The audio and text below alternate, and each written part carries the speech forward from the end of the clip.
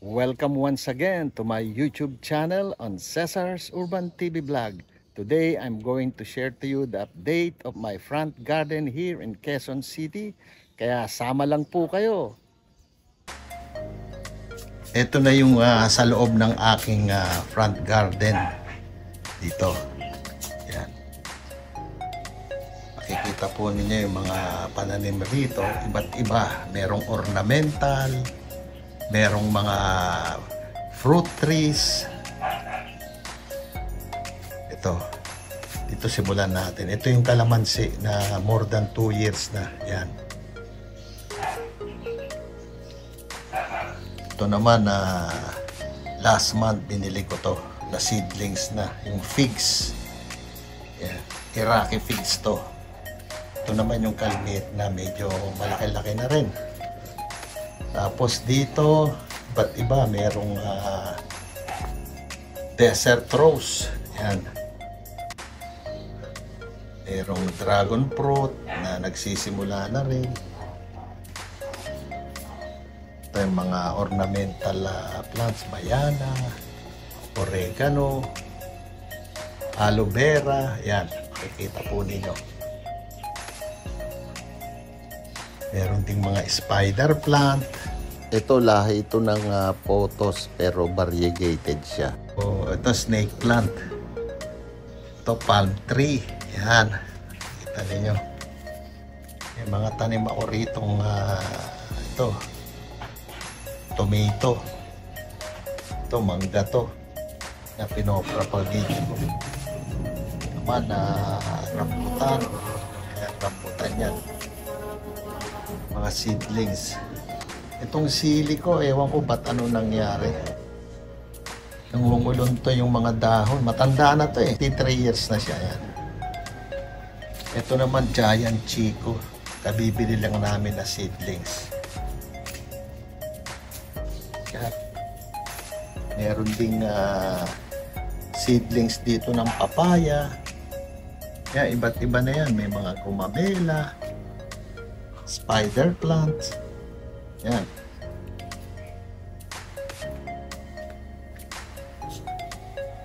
Ito yung variegated na oregano. Ito may tanim din ako rito tarragon. Yan. Tsaka basil. Yan. Ito malaking dahon ng yung vine na pothos. Meron din dito. Yan. Sa harapan ng bintana. Mukha namang malulusog sila.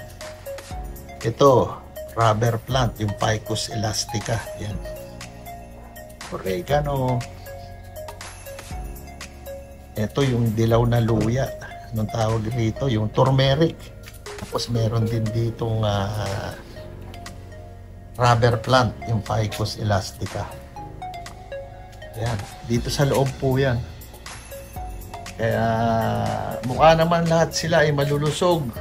Mamaya isi-share ko po sa inyo yung aking nilalagay na organic fertilizer dyan. Kung ano yung 3 klase po yung nilalagay ko dyan. Kaya ito, labas na tayo. Yan.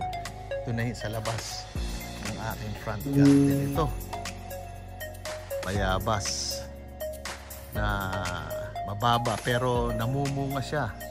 Last year ko lang tinanim to. Pero ang dami niya ng bunga. Yan.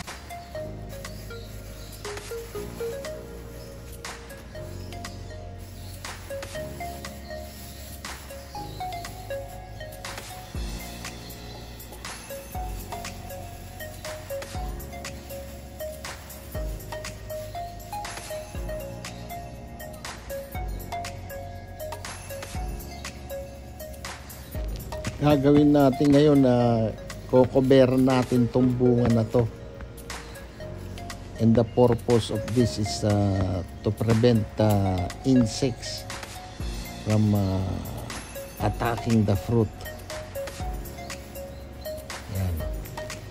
Kasi nga pag naihinog na yan, mabango ang bayabas, kung kaya na-attract yung mga fruit flies at yung mga peste.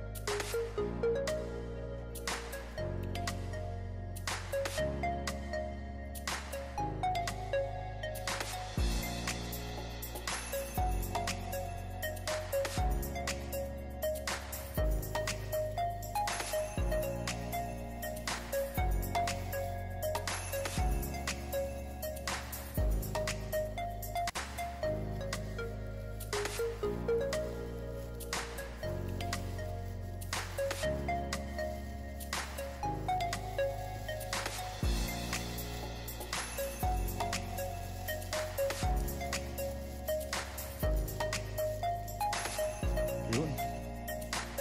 Yan, may mga tanim din ako ritong ornamental, lemongrass. Ito, lemongrass. Ito ay Madre de Agua. Yan. Ito naman ay marigold, aloe vera. Meron din akong tanim dito.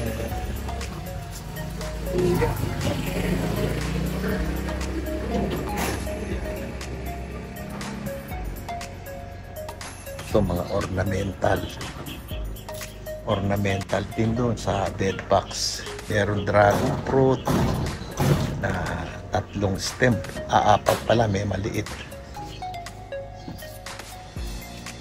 Variety ito, dilaw na luya rin to. Meron akong vlog din about how to propagate turmeric and ginger, kaya hanapin lang po ninyo. Ilalagay ko rin yung link rito. Madali lang mga ka-Urban TV vlog. Ito luya rin yan. Yan. Magkatabi sila ng turmeric, luyang dilaw dyan. Ito marigold. Ito naman, tong balag na ito ay kagagawa ko lang para dito sa sitaw na tinanim ko rin. Last month ko lang tinanim to, pero ang bilis niyang gumapang, tumubo. Ayan, eto mag 2 years na rin tong dwarf coconut to na nabili ko sa Batangas. Yan, punta tayo rito sa loob.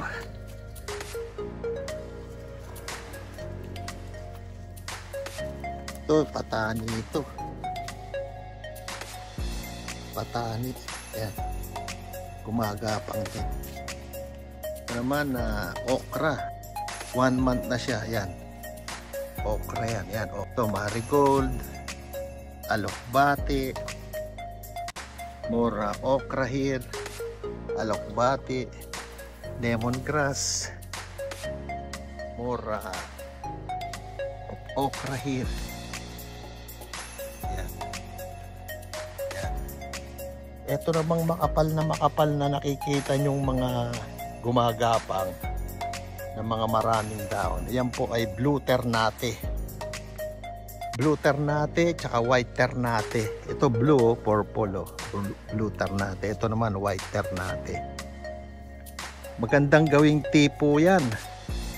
At maganda yan sa ating health. Ang findings nila ay nakaka-treat ng cancer. Meron siyang anti-cancer properties, yung bulaklak ng ternate. Yan, kapal oh.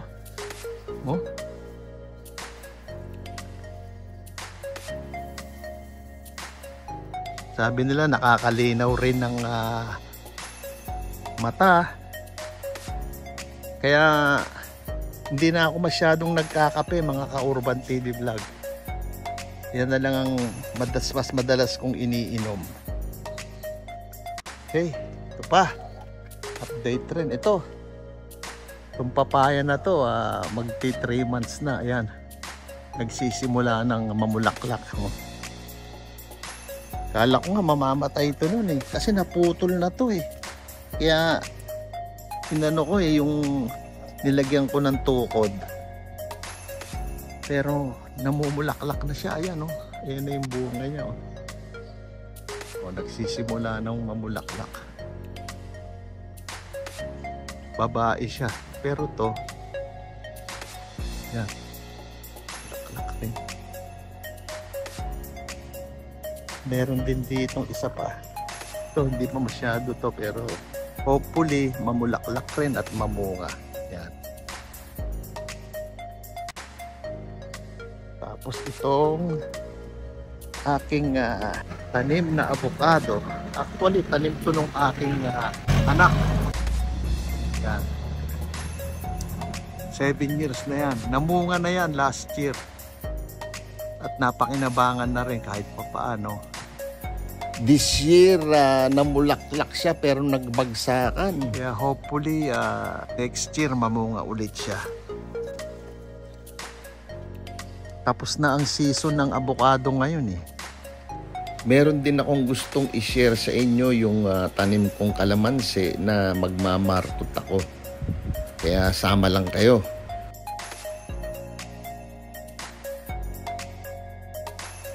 Ito po yung tanim kong kalamansi na more than 2 years na. Kaya makikita po ninyo ang daming bunga na nagsisimula ng mamunga. Yan. Yan. Namumulaklak na siya. Kaya ang gagawin natin ngayon, imamarkot natin. Yan. Sa taas ng node. Yan. Magmula rito hanggang dito. Okay, kaya sama lang po kayo mga ka-Urban TV Vlog. Okay.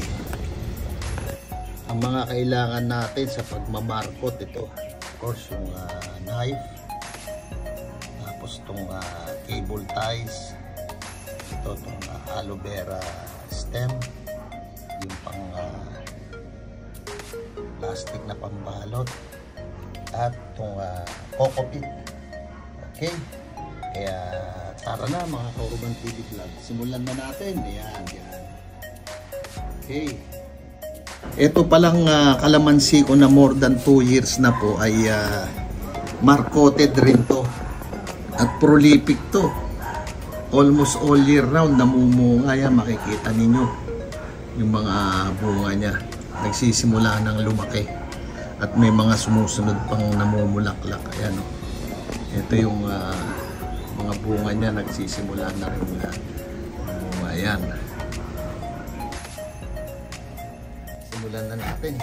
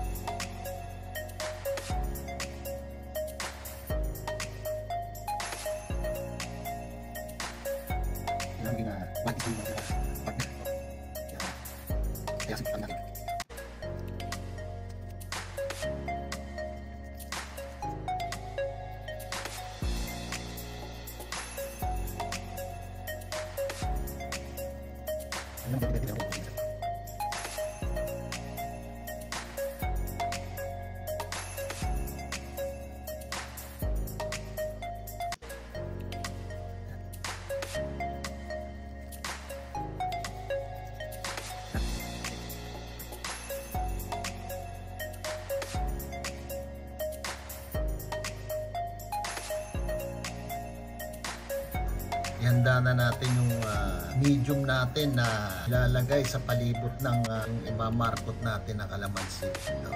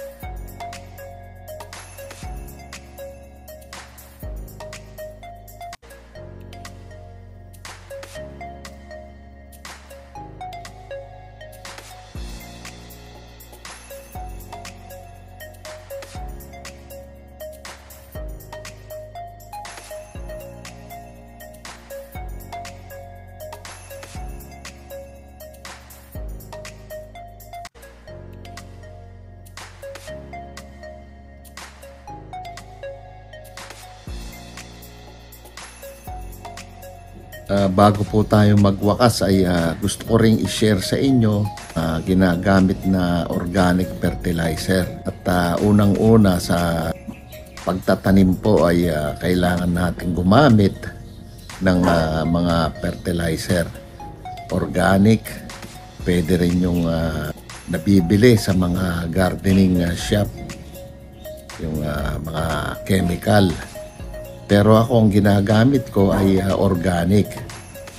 At merong stages po ang paggamit ng mga fertilizer. Pag ikaw ay nagsimula magtanim sa buto at nagsisimula ng tumubo, magkaroon ng dahon, yun po yung tinatawag na growing stage or vegetative stage. Kaya kailangan natin gumamit ng fertilizer. Ang ginagamit ko po dyan ay yung fermented plant juice. And also minimix ko sa pis amino acid. Minimix ko yan, yung dalawa na yan. Ang lagay ay twice a week. Depende po sa dami ng inyong didiligan na halaman. Ginagawa kong pagdidilig ay sa umaga, yung before 6 a.m. or sa hapon after 5 p.m. At pag makikita mo ng malapit ng magkabulaklak yung ating mga tanim na halaman, either gulay or yung mga namumulaklak na halaman, ay magsimula na po tayo maglagay ng yung tinatawag na fermented fruit juice. Pwede rin tayong magdikdik ng mga eggshells na pinatuyo o kaya yung banana na pinatuyo rin na pwede nating i-grind at magsimula na po tayong maglagay nun bago sila mamunga, yung tinatawag na fruiting stage na. Kaya yun po yung aking mga ginagawa na mga concoction: fermented plant juice, fish amino acid, fermented fruit juice, at may time din na nagdidiktik ako ng mga eggshells, banana, at gumagawa rin ako ng swamp fertilizer, yung mga pinagtabasan na gulay-gulay, mga dahon-dahon sa kusina. Pwede rin yung malunggay leaves, pwede rin yung kakawate, mga dahon. Yun na binababad ko yun sa tubig for 3 days. Tapos yun ang aking pinandidilig sa aking mga halaman at yung mga namumungang mga fruit trees. Kaya yun po yung aking ginagawa. Ilalagay ko rito yung link sa description, yung mga organic fertilizer na yan. At panoorin po ninyo mga Ka-Urban TV Vlog, dahil makakakuha po kayo ng magandang mga informasyon dyan about organic gardening. Kaya muli, maraming salamat sa patuloy niyong suporta. Shout out to my new and existing subscribers and followers. Salamat po. Keep yourself safe and God bless us all.